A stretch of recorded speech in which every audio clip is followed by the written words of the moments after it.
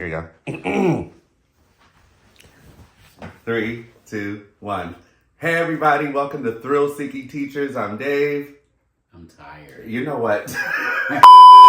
2, 1. Hey everybody, welcome to Thrill Seeking Teachers. I'm Dave. Line. Oh, I'm well. Shut up. Hey, what's up everybody? Welcome to Thrill Seeking Teachers. I'm Dave. And I'm William. And we just came from an epic trip.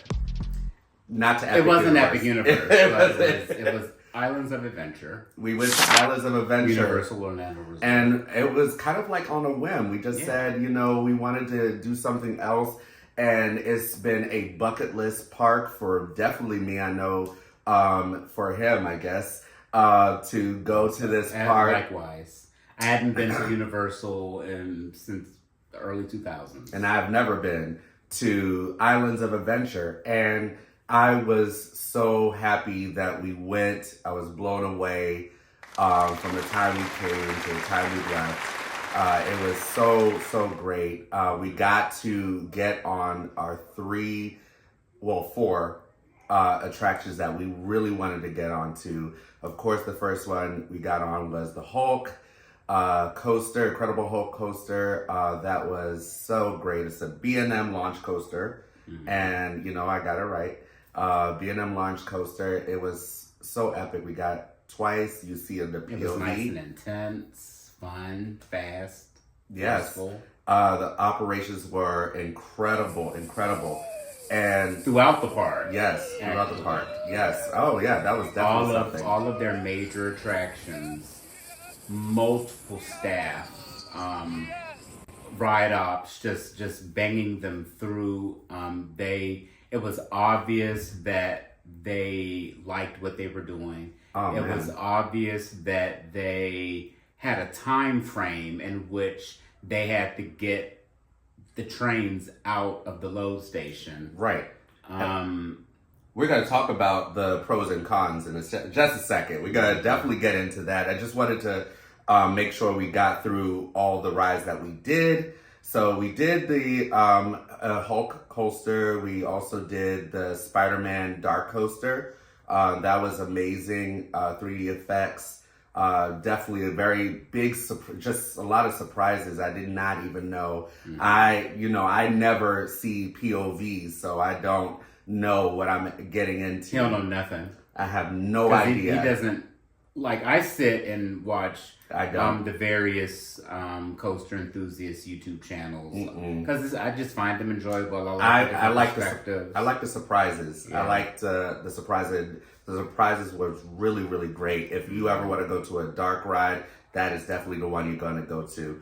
After that, we then hightailed it all the way over to Velocicoaster in the Jurassic World. That coaster, amazing. It's his new number one, I think. It's my new number one. Period. I can say the Unlimited Express worked quite well. At that part, considering the wait times for the general line. Just an example, Incredible Hulk, it said 60-something minutes. The first time we waited 10. Yeah. And then after that, it was about 5.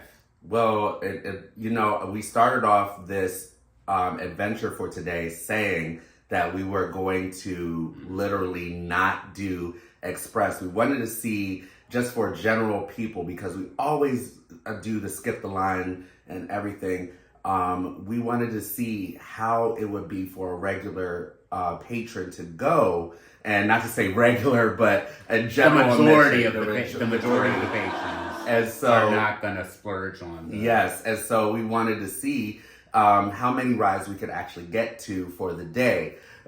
but we saw them wait times because I have the Universal. Yeah, we saw them wait times. No man. And it was like, okay, we're just gonna go ahead and bite the bullet and do it. So we did. I hate that, but we did. I wanted to try that experiment, but it didn't work out the way I wanted to.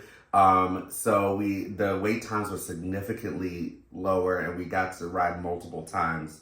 on the Velocicoaster. That's definitely changed my whole perspective yes. on my coaster lineup. Everything has changed. Everything. So, this whole trip has changed everything. Changed my lineup for sure. Yes. We did 3 parks in 3 days. Let me go over the other... only one we didn't do was Disney. Yeah, well, let me go over the other coasters that we did. After the Velocicoaster, we went and hightailed it over to Hagrid's Magical Creature. The most expensive coaster in the world. Yeah, it was how much again? $300 million. Yes, and you can see every detail in that ride that made it $300 million. It was extremely well thought out. It was extremely fun. It is my new favorite family coaster. It completely redefines what you think that a family coaster needs to be. Everybody thinks that because it's a family coaster, it has to be mid, it has to be, not too much, but you can still make a thrilling ride and be a family coaster. We did 2 family coasters that I thought were quality. Cobra's Curse at Busch Gardens Tampa and Hagrid's. Both very great. Moderate to high intensity. Very awesome rides. Fast, different elements, unique. Awesome. So you can make a family coaster that hits. You can make it. It can be done. So let this be a lesson. Please make family coasters exciting. Yeah. And so we did that. Ended up raining for pretty much most of the rest of the day after that. So we ended up riding, 4 coasters. But what made everything so great was the merchandise, was the experience. And then after that, what we ended up doing was going to the guest services and we told them our story, and they were so gracious. They actually gave us another pass to come back because we got rained on. Florida weather, it's sunny one minute, it's downpouring the next. So it kind of ruined the whole day, all the rides closed and everything, but they were so gracious, they gave us another pass so we could come back free. I have that. Yes. Oh, okay. So now, with that being said, we have a couple of pros and cons. More than a couple. Yes. And we want to go over the pros first, and I'm going to let it take that. So the pros far outweigh the cons. So our first pro was the theming was impeccable. Mm-hmm. Oh my God, yes. Mm-hmm. Everything was so intentional with the theming. Oh yes, all the details. Mm-hmm. The park had a great layout with all of the parks surrounding the lake. I thought that was breathtakingly beautiful. Oh yeah, the lake. We had a picture. I think we have a picture. I'm going to put it up of us on the lake. It was just so nice. Mm-hmm. The rides were amazing, and even the ones we didn't do looked fun. Oh yeah, it was awesome. The food and food ordering options was great. Oh yeah, definitely the 3 broomsticks we got there. It was just amazing. Easy ordering, easy access. Mm-hmm. The app was excellent and interactive with a map that worked and ride times that were actively and accurately displayed. Like, yes, these parks have all of these apps that don't work for shit. The maps barely take you anywhere. They barely work. They don't update them with ride times, so they might as well not have them. Universal did it right. The app is interactive. It properly updated and held my tickets. Mm-hmm. The payment options were easily added and updated. The ride times were 100% accurate. Yep. They were consistently updated. So that's if you're gonna have the app, have the app. Mm-hmm. Don't have it and half-ass it. Yeah. Merchandise galore. We got so much. I don't know how we're gonna fit everything in our luggage. Mm-hmm. The most noticeable thing for me, operations and dispatch times were super elite, with staff working together within a time frame to get the rides. And I know there was we already said that. Yeah, but we were counting Like at Incredible Hulk, when the train came in, they said, you have 20 seconds. Yes, they were counting, and they counted down, and then there's like 8 attendants for each ride. It was just like, it worked magically. They had headsets. It was not people just talking on the phone. But then with we're a talking friend. about a place that has money. Yeah, but I mean, all these places have money, and I think they need to be wise in where they actually spend it. Yeah, and I think they should spend it. SeaWorld, take note. Please. Spend it on the training and development. Wait, don't get those people the salaries of your staff. They're gonna like, people get mad when you say something about SeaWorld. Number 9, theming of each ride and attraction was amazing and consistent. And number 10, we got a rain check worth about $1,000. Yep. For a future visit that, according to the lady that gave it to us, it's in perpetuity. Yep. She said they still have people claiming rain checks from early 2000s. Like, that's amazing. It's just they take care of their guests, and they want to make sure you have an awesome experience no matter what. So the cons, and any of these cons here, correct us if we're wrong, because if you've been to the park multiple times and we were just told wrong information or looked in the wrong place, please correct it in the comments. But keep it cute. Yeah. First con, we didn't see any evidence of any all-day movable locker systems. Yeah. Like, if you pay $12, $13, $14, $15 at one location, and then you can transfer that locker throughout the park. We didn't see anything that looked like that or looked reminiscent to it, and staff members didn't seem familiar with anything like that. Right. So I think something like that. Well, then that's even also money. That's also money. But lesser parks do it. So because that's $3 each ride that you have to pay for each. It seemed a little nickely and dimey. Yeah. But if lesser parks do it, why should one of the most elite parks in the country, in the world, do it? Money. Another thing that lesser parks do, package delivery and pickup. Yeah, they stopped that. Like throughout all of the stores, like Dollywood, Silver Dollar City, Kennywood, these parks, where if you buy merchandise, you can have it delivered to the front of the park and held until you leave. Yeah. To our surprise, they stopped doing that this year. The guy said at the register. Well, here's also the thing is, when you have this park that has so much merchandise and so many things, if you're a parent and a kid, you're getting a lot of big stuff, so you have to carry all of those big things all over the park instead of just having it delivered and then they could pick it up. It makes it so much more convenient. I just thought that would have been a no-brainer. You know what? It could be an imagery thing, too. If you're walking across and you see people with all these bags, it's like, oh, I need to go in this. Yeah, maybe. Yeah, it might be a psychology thing. It could be some psychology behind it. No Islands of Adventure shirts or merchandise. Whoa. And we asked about it, and he said they got rid of it because it didn't sell well. Who cares? But it's the name of the park. Who cares?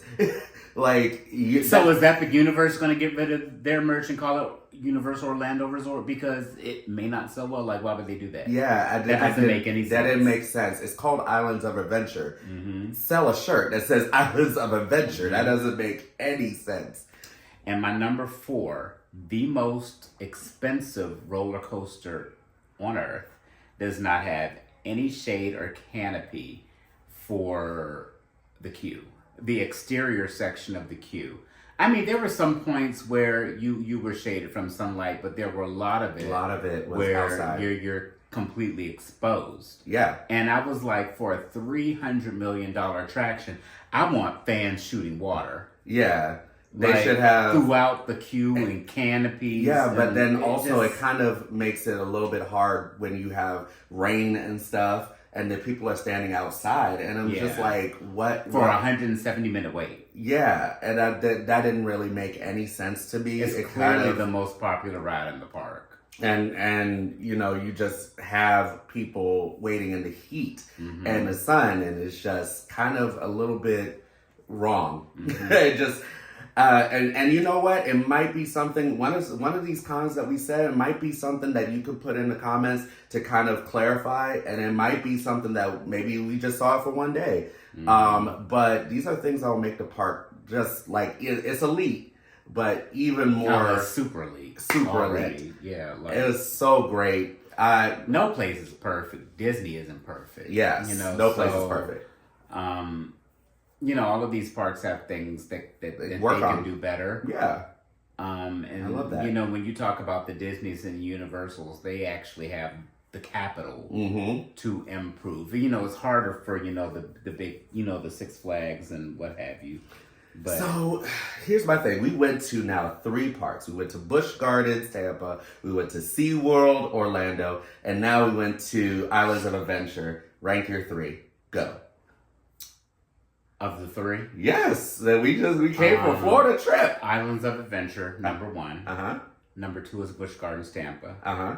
Number 3 is SeaWorld, Orlando. Ooh, okay. So now, out of the 3, rank your 3 top rides. Go. My 3 top rides, Velocicoaster, Iron Gwazi, and Mako. Ooh, my 3 would definitely be Velocicoaster.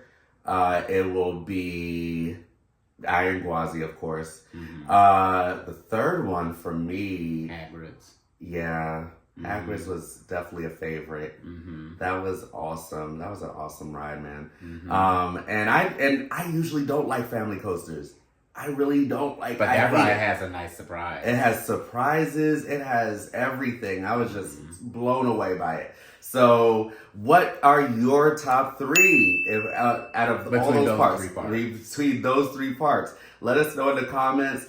Let us know what you think about the parks, and if we got something wrong, let us know. Like, comment, and subscribe. And I'm going to be dropping this video first, and then I got to edit all the footage that I did for all 3 parks. So those will be coming out momentarily, but give me your thoughts on our trip. I left some POV on some shorts, so you will see some of those. But let me know what you want to see, if I'm doing good or if I need to do better. All right? I'm the personality. He's the historian. I'm the editor-in-chief. If I was editing our videos, you don't want. It's all a learning process. But thank you so much for being a part of Thrill Seeking Teachers. Signing out. Bye. Like, comment, subscribe.